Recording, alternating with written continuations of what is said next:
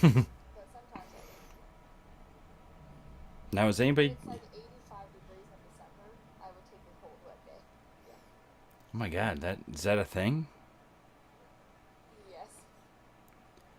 I don't know about you, but This year I'll send you a snapshot of our weather. please do Yeah, because they don't know what winter jackets are. Joe. If you go down to Florida, you can easily spot the Canadians. They're just naked. We're in shorts and a t-shirt while you guys are bundled up to the ears. I know, and Oh my god, this is t-shirt weather. if it hits 70, we bust out the jackets. And that's oof. what in Celsius Oh, in I the don't rest know. of the world. I don't know. Hey, now you be nice. You know, Canadians are supposed to be nice, aren't they? No comment. Bust out the jackets at 21 degrees. Did you just do a That's AC conversion? weather. Well, that's when we start to bust out the jackets. 65 is cold. Don't mess around with 65. Then that's 5 degrees less, so Uh, 16. I'm in shorts and t-shirts at like 8 degrees Celsius. Oof. Probably not. Oh, microphone Yeti. There we go. Anything above 45 is t-shirts and shorts weather. No,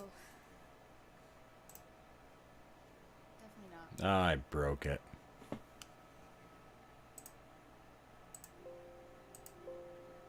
Yeah, when you're used to perpetual cold, There we you go. take the heat when you can get it. Well, I know my winters aren't as brutal as Well, yours Goku's. are similar to ours. Upstate New York, I think the coldest it got this year was -10 for 2 weeks. What is that? What are you showing, Bailey? Oh, you're on mute, Bailey. She was holding her phone up like this, like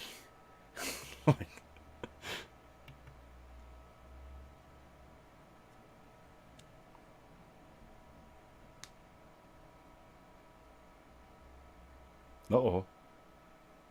Yeah, we went down to -40 this year in Fahrenheit in a couple days.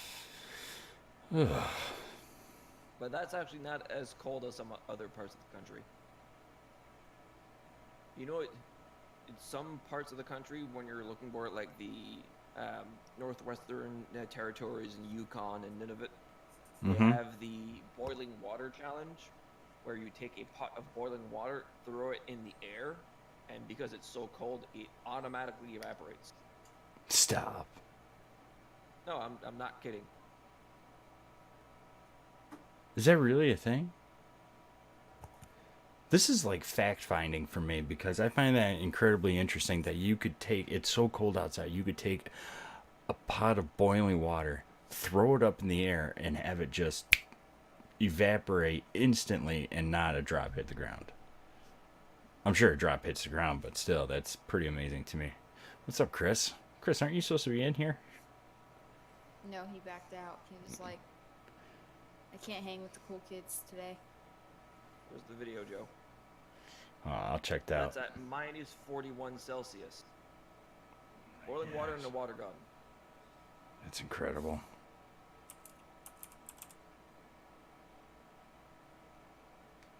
I don't want that. I'll take my 85-degree December.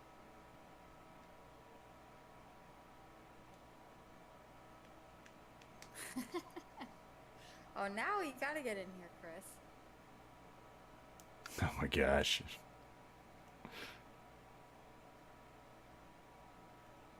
Never I'm on tried my what? second night, on my second one, Chris. So it's not too bad. Second night? How many have you had?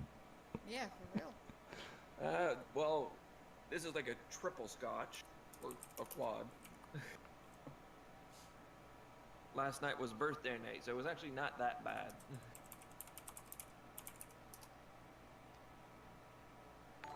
actually discovered a new pub in town that I did not know existed.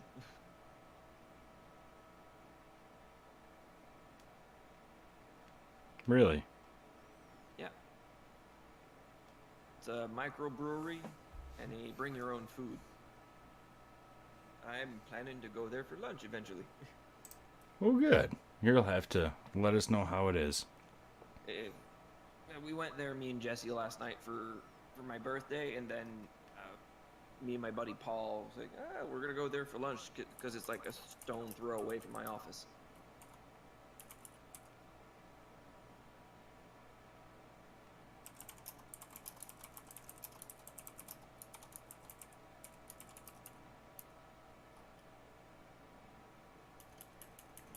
All right, I'm just putting a tweet out. I'm trying to be. Are you? Yay. Yeah. How you doing, Bailey?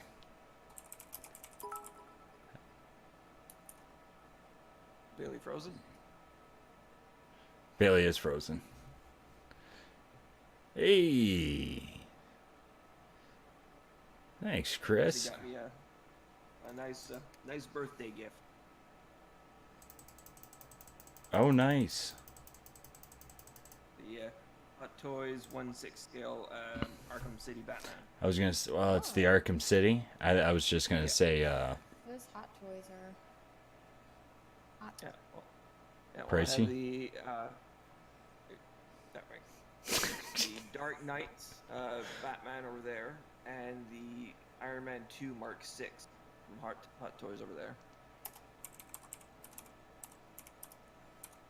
see anything that I have with models of that nature. I have them in like the only thing I could describe them as is the Funko. Pops. Funko Pops. Well, not the pops, but the cases. Like they're like just plastic cases that you would put those inside.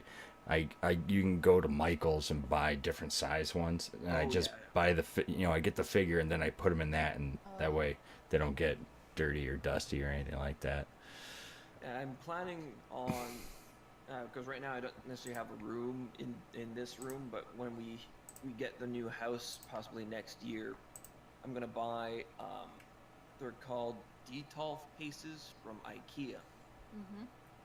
So they're completely transparent with bases, and you could put some lights in it. So I'm actually gonna have some display cases to put some of the better ones inside. Yeah, there's a guy I follow on YouTube. His channel is Jetta Patrol, and he has one of those cases.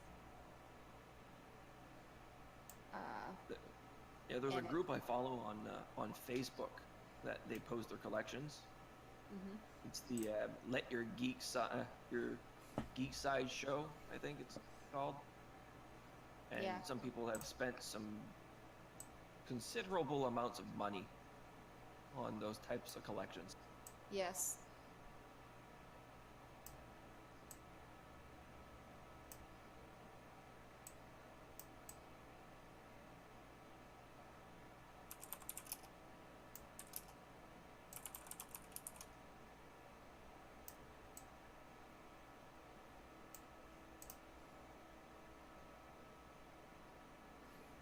Is Bailey's screen frozen again?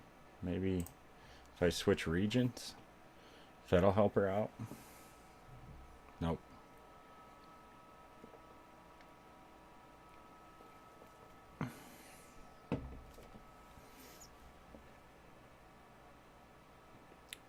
Chris with the birthday cheer there. Baby shark do do do do do do. Baby shark do do do do. That plays on repeat in my house. Yeah, we put on I put on an Amazon just kids show. Oh, it's no problem, Bailey. There's two YouTube channels that we follow that our son really likes. It's they call Bounce Patrol and Super Simple Songs, and they have a whole bunch of those songs. And sometimes it's a lifesaver when you're traveling with a toddler. Oh, for real. For real. Well, while Bailey's figuring out, she's got a lot of storms going on in her area right now. So while she's, yeah, I can hear you. We can hear you. Houston, come in. Well, while Bailey's doing that, let's go ahead and just start the topic. Sure.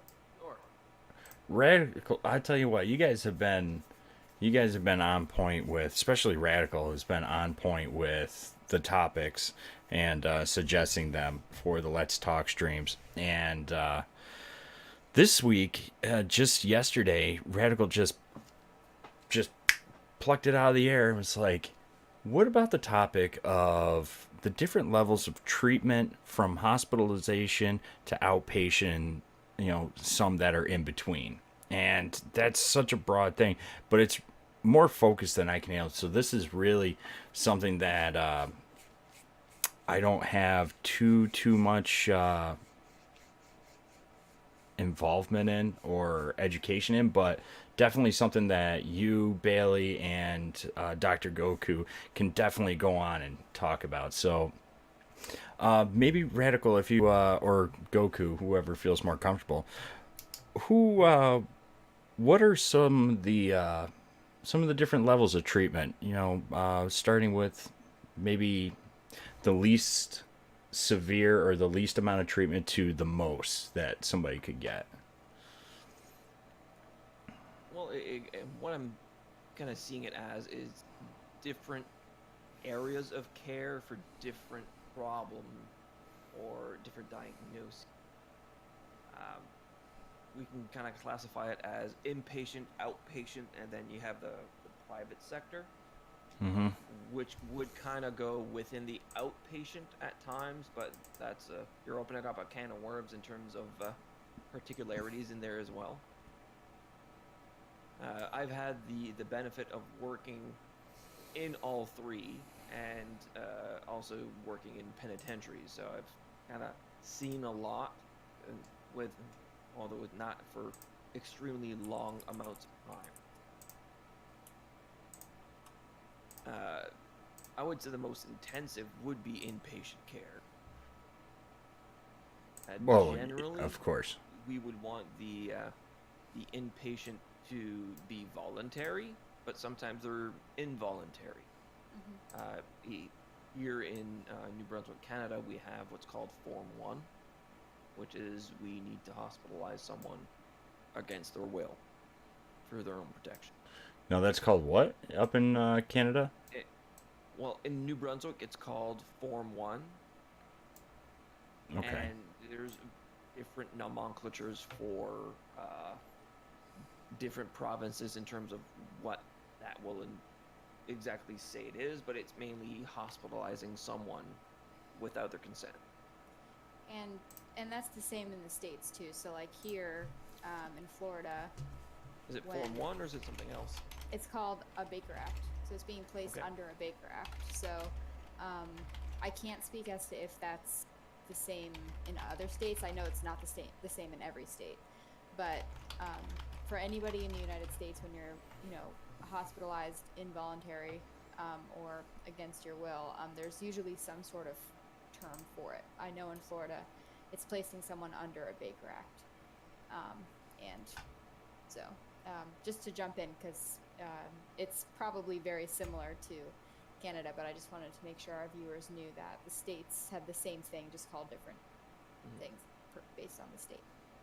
So generally, it's placed under 72-hour evaluation, Yeah. and then it goes to a mental health panel Yes. where they decide to either let the person go or reinforce the form due to certain circumstance.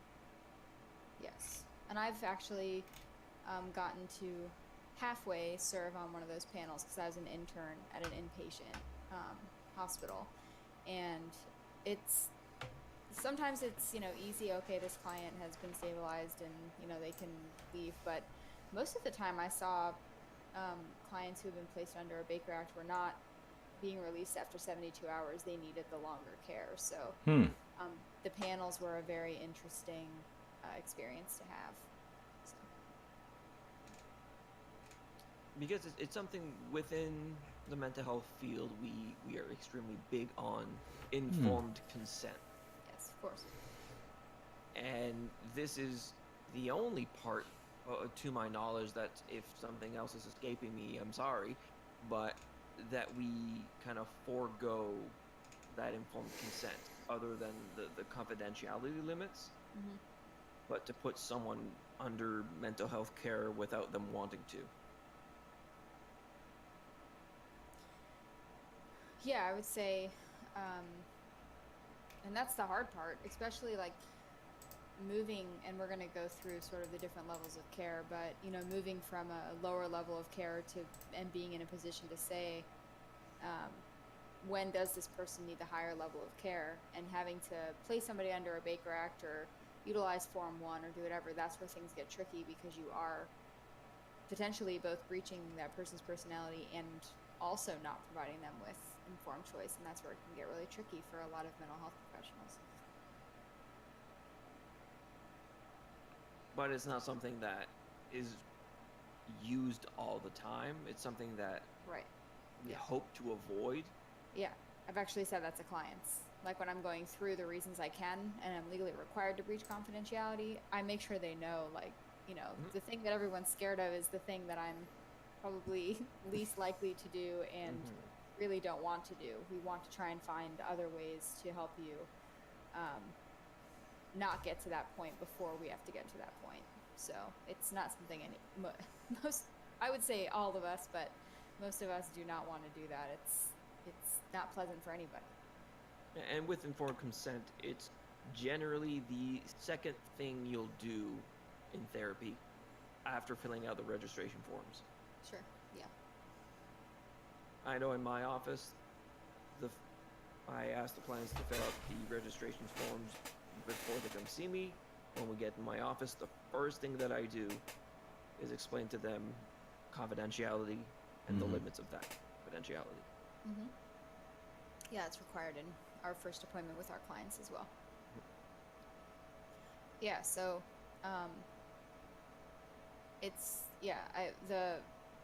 the highest level of care is the level of care that most people are are rarely seeing, just because that's the psychiatric ward. Yeah, the Correct. psychiatric treatment. Yeah. Okay. Well, not really the treatment, but like the inpatient, psychiatric care where you are quote unquote stuck there. That's Psychiatric hospitalization. Sorry. Yeah, that's okay. No, most people don't get there, and I would even venture to say that most people who do get there probably is voluntary, because those involuntary hospitalizations are something we try to avoid so much that most people don't even get hospitalized through that mean. Now, within psychiatric wards, here we have two different, I would say, levels. We have the psychiatric ward within the hospitals, and then we have dedicated psychiatric facilities. Yeah, same. That's the same as here, at least in Florida. And then you have Surprisingly. the halfway houses and everything else that would fall on outpatient care. Sure. And we Well, have it kind of falls within that fringe gray of outpatient/inpatient.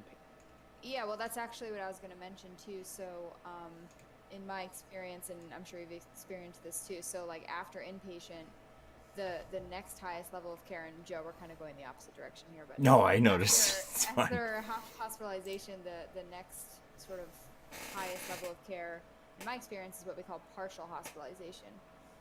So it's pretty much you spend the entirety of your day in the hospital setting, getting the treatment that you would receive if you were inpatient, but at the end of the day you get to go home, and so you're still sort of in that controlled environment, getting the treatment that you need and the attention that you need based on your symptoms and everything, but you do get to go home at the end of the day. And that's like almost a prescribed treatment, so you kind of go to PHP for as long as is needed, or is dictated as needed, and then you would move to the next level of care. And not everyone goes from hospitalization to PHP, but in the realm of levels of care, at least that I'm familiar with, that's sort of like the next one down.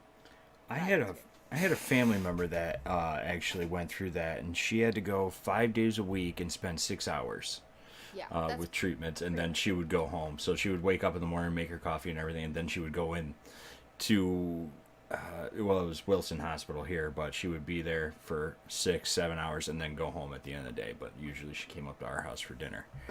But yeah, no, yeah, Yeah. I never knew that that was something that existed, that middle ground. Well, yeah. I mean, when you think about what hospitalization does, it's good because it gets someone out of whatever situation they were in, and it helps them get to a place where they can have access to treatment and medication and access to mental health professionals and things like that.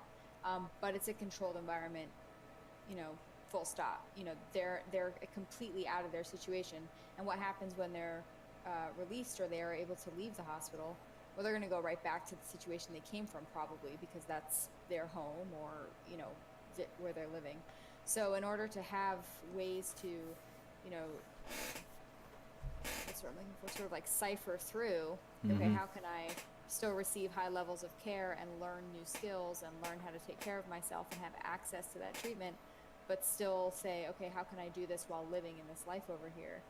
Um, in my mind, and I'm fairly certain that's why these things were set up, because we know that um, if you chuck someone in a hospital where it's not really like real life, and then um, you throw someone back into their house, and then they're just accessing like the lowest form of care, which is maybe just like seeing a therapist every week or taking medication. There's a huge gap there that needs to be bridged, and so that's where some of these middle tier levels of care come in that a lot of people don't know about. Mental health care is not a one size fits all type of approach. We Right. need to adapt to every person. So, with me, even in private practice, I vary from some clients I see weekly, Mhm. some I see bi weekly, some I see monthly, and there's some that I see once every 3, 4, 5 months. Right. And it's the same for all levels of care. You know, some people need to be placed under a Baker Act. Some people have the support and the insight from professionals to say, if you don't voluntarily check yourself into a hospital, I'm going to do it for you. That happened to somebody in my family. She was basically told, if you don't go do this, I'm doing it. And it's a lot better for you, just for your rights, if you go do it, because at least you're telling them I'm giving you my rights instead of me taking them from you. So it's the same thing. Not one size fits all. It's just like, you know, we say this almost every stream, but it's like if I have, I will never, I'm gonna knock on wood, I don't think I'll ever have these again, but if I have the chicken pox and you have the chicken pox, different doses of an antibiotic are going to help us cure our chicken pox. It's not the same amount of a prescription for every single person. So, I think if you've gotten chickenpox once, next is shingles, and then that's It's I know, shingles but when I you're still you're wanted in to your knock on 50s. wood there. I'm not into it. I don't need it. Getting chickenpox as an adult sucks. I've heard Take it's it really from bad. someone. Take it from someone that had it when he was 27 years old. Ooh, I don't envy you. It it, ooh. it, it, it was not fun. I had it at 3, so I lucked out. I think I was like 7. Now there's a But vaccine for it, right? Okay, we're getting off track. yeah, Never mind. Okay. So, but yeah, do you have partial hospitalization up there, Goku? Yeah, it varies from province to province and Sure. depending on what it is. Here in the city that I am, we have 2 psychiatric wards because we have a French hospital and a English hospital. And in the province, we have a dedicated mental health psychiatric facility at the north of the province. And then we have different hospitals that have their own wards.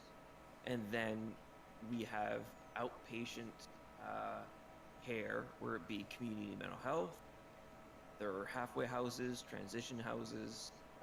There are certain facilities to help certain people, and then you go.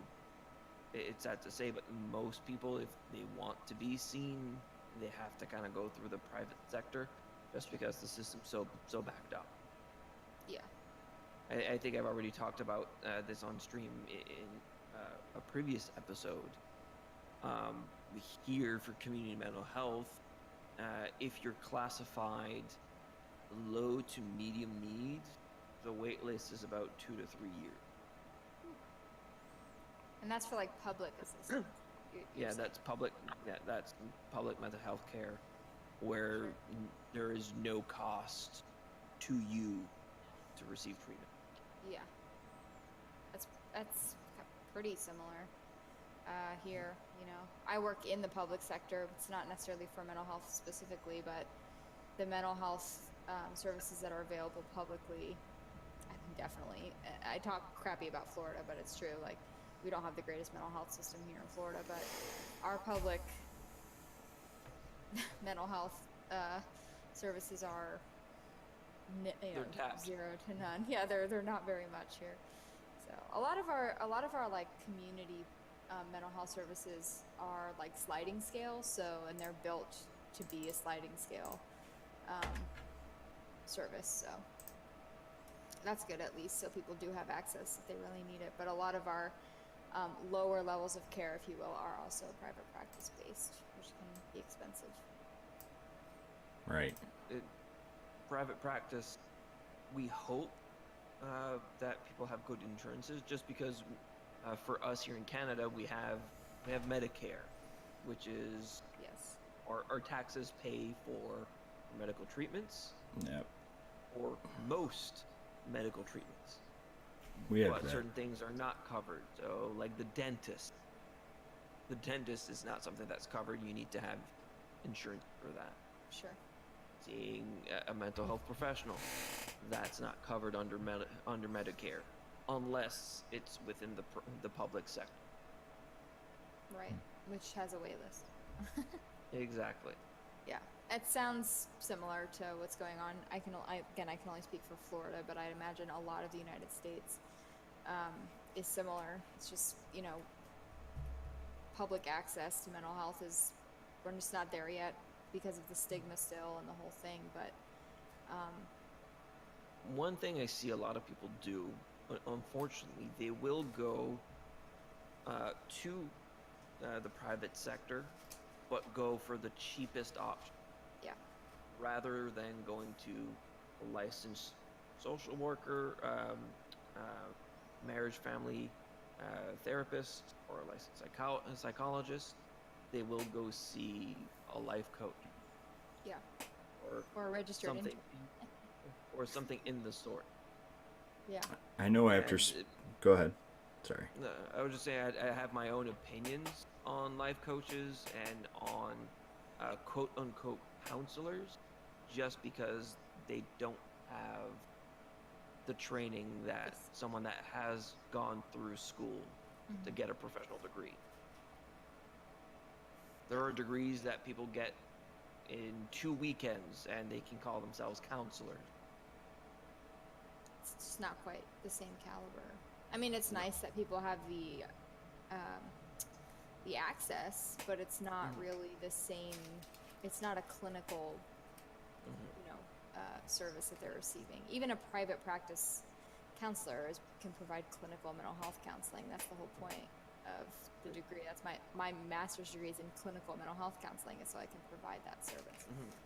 So, a The joke. problem with the certificates that certain people can get, it's my concerns is the harm that it can do.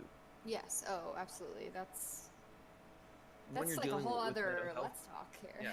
yeah, I know we're talking about levels of care, but every level of care is evidence-based, something that people have studied, their protocols. If someone goes to see a counselor or a life coach that hasn't gone through that training, they may be doing more harm than good.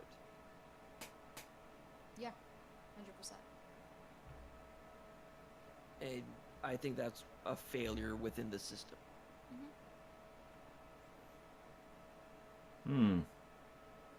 Bailey, are you with us? I see her screen's on it. I heard her try and do a few tests here and there. I wasn't sure if she was right here. Hi. I think the Oh, storm there she for- is. First off. I hear her. Oh, Hi, it's me. hey, it's Bailey. Bailey. Hi, guys. Hey, do you feel? Were you able to catch any of that?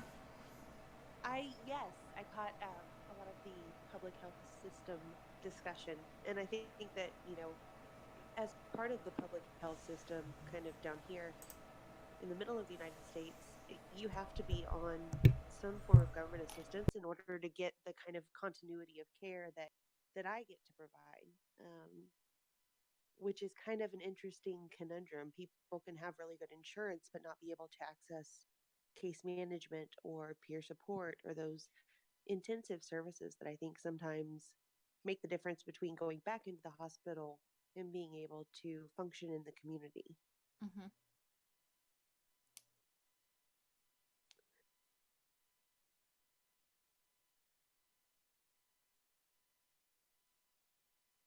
With different levels of care, I know here in Canada, the the main thing people see is going to be community mental health, just because it's within the medical system of, all right, a doctor refers someone for mental health care, and they're going to go to the regional community mental health. And like I mentioned, the wait lists are kind of astronomical, and Mhm. unfortunately, a lot of people won't go the private practice route, either because it's too expensive, or they're just going to say it's too much hassle. Mhm. I think I don't know it's for you, Bailey. highly. Do you have people that actually wait out the wait lists? They do, and actually, it's funny that you talk about that. I was working our wait list this week and trying to see who we could screen in for care, and so our wait list is down to about um, 3 months, Oh, which that's is good. That's huge. good. Yeah, Yeah. that's good. We've been able to start doing same day assessment. Nice. So it's a walk in. You can stay all day if you have to, but you're going to get assessed so you can be, taken into services as soon as possible. And we do have people that we've seen referred 3, 6, 9 months ago when I call them and say, "Oh my goodness, yes, this is what we've been waiting for." So it's really interesting to see that the need persists. They don't find another option. Unfortunately, some of them they can't go for another private mental health care. For a lot of people, is very expensive. Certainly, if they don't have a good insurance provider. True. Oh, For so a true. lot of people that I see, um, they will have 3, maybe 4 sessions covered by insurances, and we can do some work, but that's not a lot of time to deal with complex mental health issues. Certainly, if we're talking about complex trauma, Right. that can years upon years of therapy to work through. I can get someone in for therapy, for outpatient therapy, I would say within 1 to 2 weeks.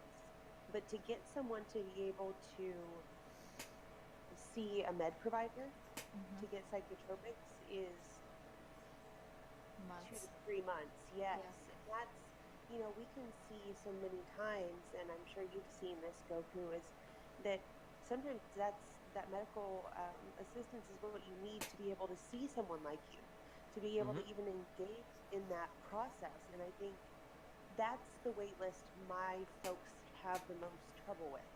It's staying motivated to go on medication for the 2 to 3 months it takes to get in the office. A lot of the clients I see, um, their primary care physician will prescribe general medications, whether it be antidepressants, benzodiazepines, or antipsychotics for a specific certain reasons.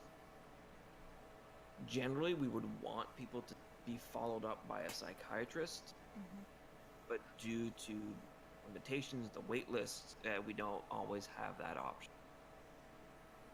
A multidisciplinary team, statistically speaking, shows the best outcome of treatment, where you have the primary mental health care provider, where it be social worker or psychologist, a psychiatrist, the primary family physician, and sometimes a mental health nurse there as well. Hmm. I think that's so important, that aspect of seeing every part of the person and having someone there to represent what each person is seeing on the team, because from your office to the community setting to in therapy groups, we're seeing so many different things about a person that I could completely miss some strengths that come across very well during therapy. And so I like that team approach to give a real picture of that whole person. But we all have different approaches, different ways of looking at the person or the behaviors that they do.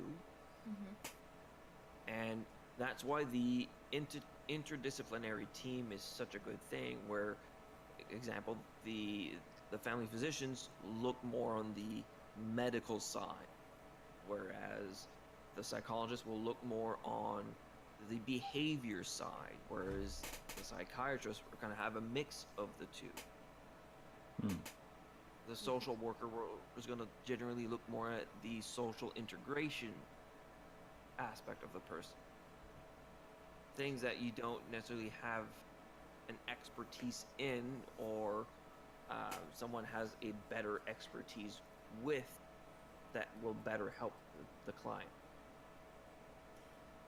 And I think something interesting when it comes to talking about the team approach, and just to continue to relate it to our topic, is that a team approach can be achieved at pretty much any level of care. And because I definitely know from when I interned at the hospital, there were nurses everywhere, there were psychiatrists everywhere, there were social workers everywhere, there were clinical mental health counselors everywhere, occupational therapists were there. I mean, we had, of course, because it's a hospital setting, all kinds of people, professionals all around, just sort of keeping an eye on each one of the clients. The hospital I worked in had 4 different wings, so there were a lot of different clients in a lot of different states. But we had eyes on all of them, and it was just so that if I missed something, Andrew over here didn't miss it, or he noticed it and then explained it to me, and then I could better, if I'm the primary counselor, I could then, better provide services. But it's also, achievable in, if you're, if you're wanting to see a counselor for preventative reasons, you're feeling really good, but you're having something coming up that might, stress you out, and you're worried about the symptoms of whatever popping up, you can still have a relationship with a counselor and a primary care physician and a psychiatrist. And I know that's not all of the people who we listed, but it's still a team of people who all have eyes on you, and with the right kind of paperwork can all communicate with each other and make sure that you're okay. So in private practice, it's a little bit harder, just because you're not in the same building. Right. But you can still it takes have a lot more.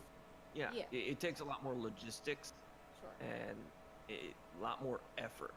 And I try to integrate as much as I can with the client's psychiatrist, their primary family physician. It just takes a whole lot of work. Just because we all have our schedules, we're all very busy, and sometimes it can take weeks for us, or months, before we can actually talk about what's going on. That is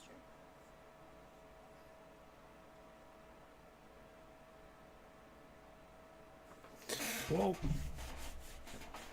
Now now you've talked about hospitalization, outpatient, also about the different teams and everything involved with working in a hospital and all the different states people are in, and the social aspect. What would be the next level of treatment beyond the outpatient? Maybe somebody. Go ahead. You mean like after the partial hospitalization? Maybe somebody that hasn't made it that far yet. Sure. Okay, so we can kind of do what you wanted us to do and start backwards, right? Well, I'm thinking. I'm just trying to think of the next step in between. There was I put it into our chat. Cigna actually has a very detailed description of what they recognize as different levels of treatments for mental health, starting with hospitalization and working their way down. I was kind of impressed by how Cigna structured It's that, a but good kind list. It but is a kind good of list. structured. Yeah. I'm a little scared by it too, but in the same sense. But I was just thinking, what would be something that's. Go ahead. I'm gonna ramble. Well, no, I think no. Go ramble because I want to hear what you're gonna say. I'm miles away already. Sorry, Okay. I was staring into a Well, post-it. it mentioned here in outpatient care, they recognize the 12-step programs, the routine outpatient care, Yep. and then they have the intensive outpatient program. Right. Well, all things I was gonna say. Yeah. Within the routine, they talk about individual counseling, medication evaluation, and management, and then group therapy. Groups are So good. very important. I love groups. Sometimes you have to watch out for groups as well. Yeah. Yes. Not all Yes. groups are the best at times. Not all groups are the same. We can learn some very interesting behaviors in groups. Yes. Yeah. But groups are not always the right fit. It's really just dependent on where a client needs assistance. And Goku, who I'm pointing a direction, and he's actually not in that direction when I'm pointing on Twitch. But he. I'm Okay, Goku. It's like the Brady mentioned, Bunch. Intensive outpatient treatment, which is different than just like maybe I don't know what the right word to use, but like a standard group, where if you're someone who is requiring a lower level of care, intensive outpatient treatment is not going to be the same as going to, a group bi-weekly or a substance use group or something like that. So again, even within groups, there's different levels of groups and different levels of care and how they can assist with relieving symptoms or learning new coping skills or fill in the blank here for what you're trying to get from a group. I think groups have a really good role in bridging the gap between the high structure of hospitalization and the relaxed structure of the community. Yes. Because when someone receives inpatient care, their days are highly structured, and that provides a level of stability for recovery to happen. So a lot of the times, what we want to see when we're coordinating care for somebody coming out of the hospital is if there are day groups that meet all day, kind of like you're going to work, or absolutely, we want to see you there. We want to see you every day. You need that stability. We need to put eyes on you, and that's when we can get a lot of really good work done. Yeah. It's something we see a lot with inmates. They get extremely comfortable within the institutional mandated routine that they have. Going back into the quote unquote real world or the community is very anxiety inducing for them. Having freedom creates stress for them, certainly for the higher mental health need inmate. And I know a lot of people will have their own opinion of people that have gone to a prison or have left prison, but they are people like everyone else. They have emotions like everyone else, and they deal with things just like everyone else. I have a question, lot of- Goku. Sure. Um, how is mental health care in your jails, in your prisons up there in Canada? I know that you don't incarcerate nearly as many people as we do, Mhm. but is there, what do you feel about the level of services, recognizing the limitations that exist? Well, for us, we in Canada we have what's called CSC, or the Correctional Services of Canada, and I have my own opinions on how CSC is run and budgetary constraints and everything. But in general, we focus on rehabilitation in terms of let's give you as many programs, let's have you see mental health professionals so that when you get released, you do not come back. So it's less of a punishment and more of let's help you kind of correct the ways that you've been under. Mm-hmm. And my fiance would be a better person to talk on this rather than me, just because she actively works within the CSC. She's a psychologist within the a mental health ward at one of the institutions. Oh, that's awesome. But it's very demanding work, Yes. just because of what's going on there, and I mentioned budgetary constraints and everything.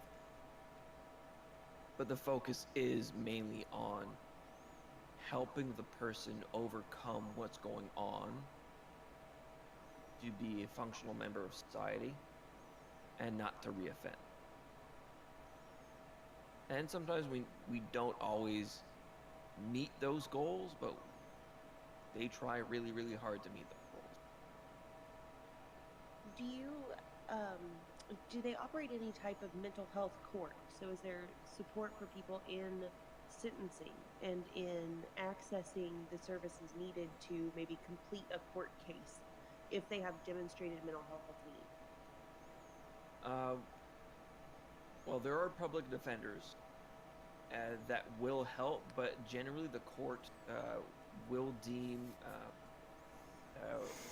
oftentimes what's called NCR, which are non-criminally responsible, Mm-hmm. when they are evaluated.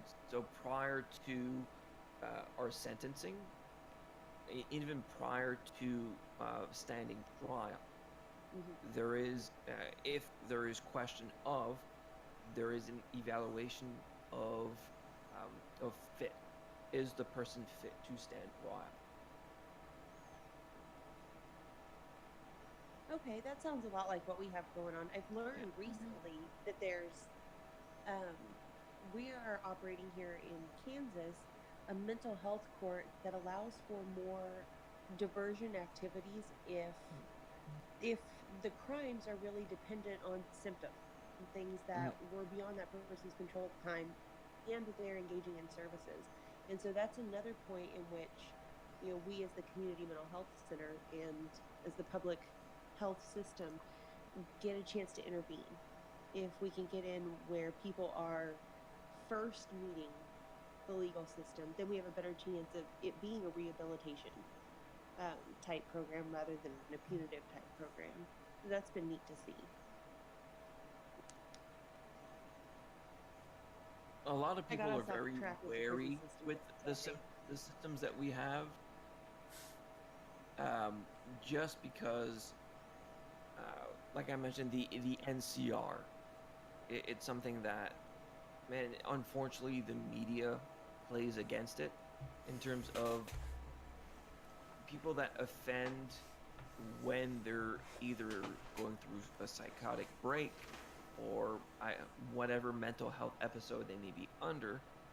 They're portrayed as dangerous. Mm-hmm. But a lot of them, if they're classified NCR, they weren't in control of what they were doing at that time. the case that always comes to mind for me is Vince Lee. I don't know if anyone of you are familiar with Vince Lee. Not I'm right not. now. He was the perpetrator for the Greyhound buses. Okay. What had happened? He beheaded someone on a Greyhound bus. That was a while ago. It was, I don't remember exactly when it was. I think 2008 that it was.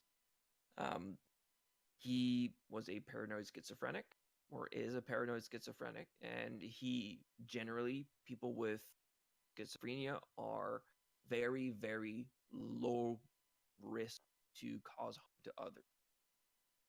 Statistics show they're more likely to be the victim rather than the perpetrator.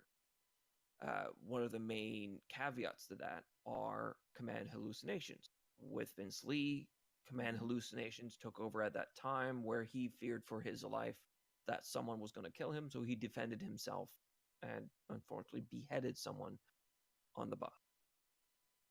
But he was sentenced and found non-criminally responsible for what had happened.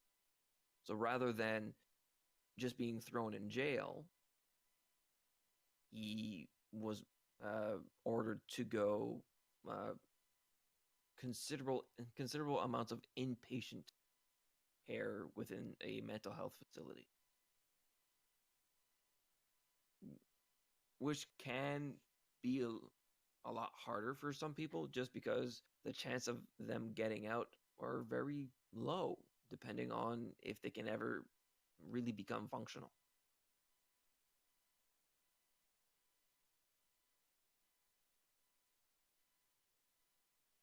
Our systems, while we try to have them as best as they can, still need work, in my opinion. Oh, And absolutely. I know here in Canada, and I'm sure it's similar in the US, that mental health generally falls either under the radar in terms of funding, and it's greatly underfunded. I think that that's a pretty safe assumption, at least in the arenas that I touch. Mhm. One Same. of the things that's been interesting, and maybe you saw this, Radical, when you were working in the hospital, of we call them, well, they're treatment authorizations that allow for an arrest if someone is not compliant with the services that we've prescribed. So if someone isn't engaging with case management, isn't going to therapy, not going to medication management, that can result in an arrest and someone either going to jail or going back to jail. And those are highly controversial, Hmm. but I think Yeah, parole they breaches. have a they may have a purpose. Yeah, I can't recall ever seeing that. That doesn't mean they don't exist here. I was in a private psychiatric hospital, so it was just a little bit different because it was, uh, we were able to like receive people who were placed under a Baker Act, Mm-hmm. and voluntary. But I actually don't remember that being a thing. But that doesn't mean it's not one. But I can definitely see the controversy surrounding it, and I can see the benefits of it. I think that is, in my opinion, it's a little bit like continuing to criminalize mental health, um, but it's also, saying like, look, you got to do this for your own good, or else you're not complying with, the with why you're released. So I don't know if I have enough information to talk about it, since this is actually almost the first time I'm hearing about it, but I can see why there would be controversy for sure. Yeah, it really is a many layered thing that Sure. I had an immediate reaction to, but then once I thought about it, Yeah. um, we have people that in those times like Goku was talking about where they cannot make sound decisions and it's been determined Mm-hmm. that they are in such a state. Um, if returning to the community independently is what we're ultimately after, then perhaps requiring a certain level of treatment is simply aiding in that process. Sure. Yeah. Like I said, there's definitely parts of it that make total sense.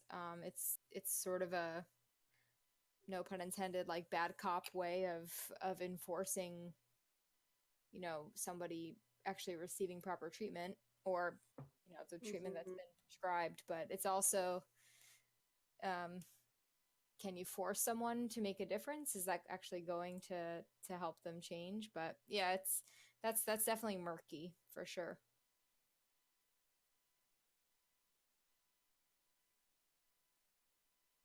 Today we Compliance is talked a always lot. such a Oh, weird thing.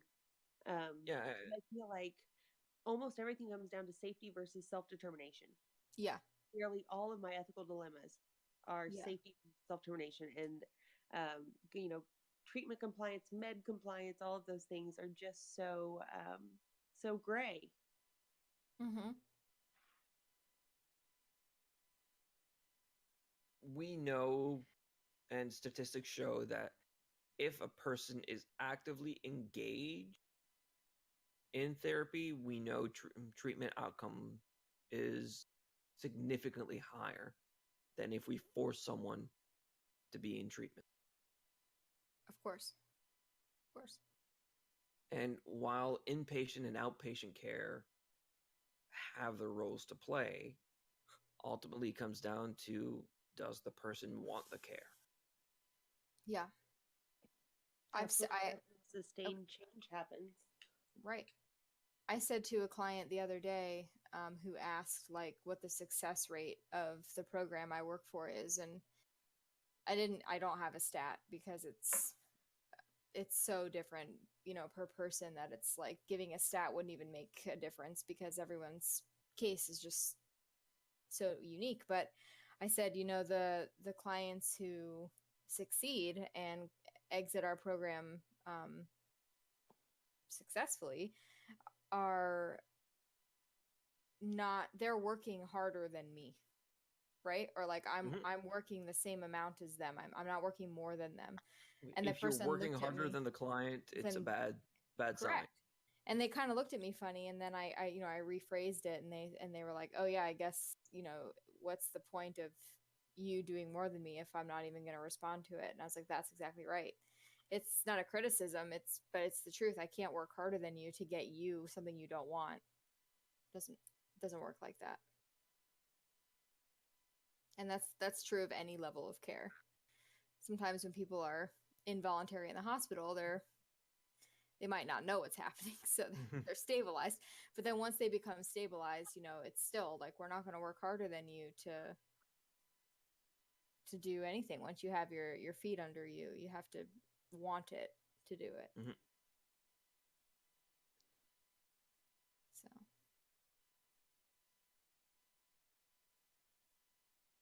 I don't know if we really have anything else to touch on the subject. yeah, I think we covered it. I'm glad Bailey's mic Mhm. worked out. We were under tornado warnings and in our basement earlier, so I'm glad that Oh, all Oh, I'm of the glad you're okay. services yeah. remained That's one thing we intact. don't have in Canada, thank God. Yeah, we don't Yes, have it's that too always often been here. something I've envied about your fine country. Um, Living in Tornado Alley, I've never gotten used to them.